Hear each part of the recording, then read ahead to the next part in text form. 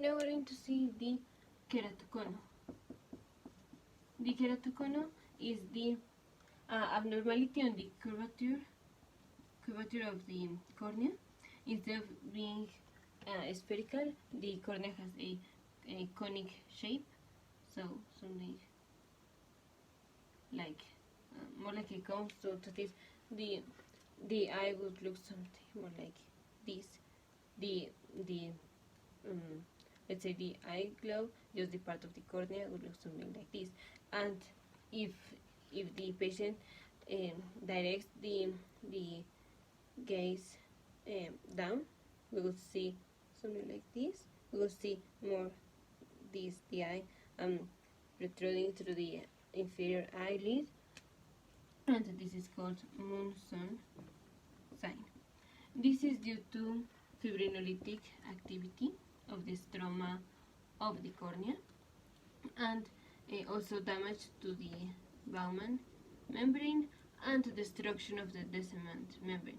Remember the layers of the cornea. We have the epithelial layer, then Bowman membrane, stroma,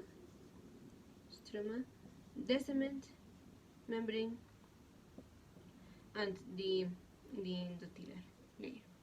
So we have involvement of this inner membrane, let's say, and the stroma. So this at the end acquires a conic shape of the cornea instead of the normal spherical shape. The clinical presentation would be difficulty with seeing or inability to see, a rapidly progressive inability to see, usually presents in late adolescence and early adulthood. The patient will have myopia and astigmatism. This due to irregularity on the posterior and anterior segments are irregular and increased. Also, the patient will have blurred vision and a little bit of pruritus. But the important issue is that at this age, the patient will have difficulty seeing, a little bit rapidly progressive, and this will not be corrected with lenses. No correction with lenses. So the treatment is with rigid contact glasses, eyeglasses. Also, we will see some signs in a while, but if these rigid contact lenses do not resolve, or if the patient wants to undergo a replacement of the cornea, in several cases we need to replace the cornea, and this is called keratoplasia. Could be penetrating or lamellar, and at the end also the patient will need to use these rigid contact eyeglasses. The definitive diagnosis would be with a tomography of the cornea.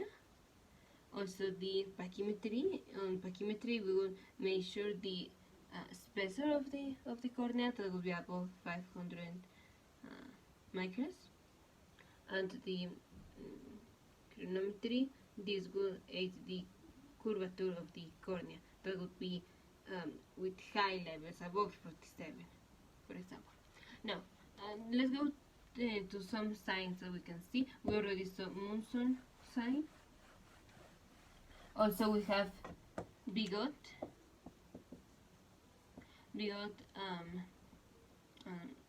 let's say webs or lines or lines.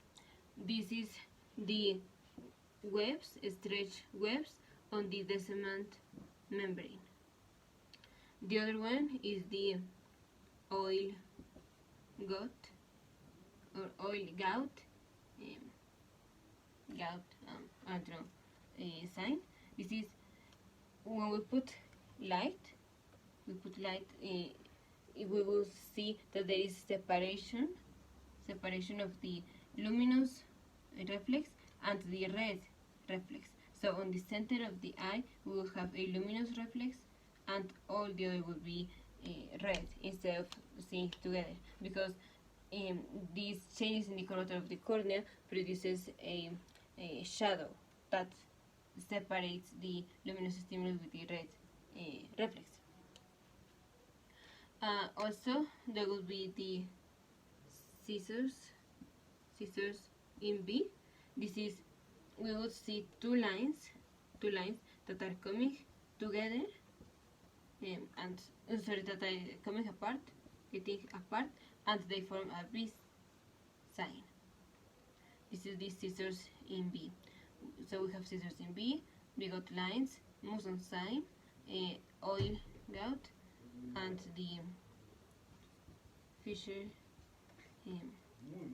ring around the eye.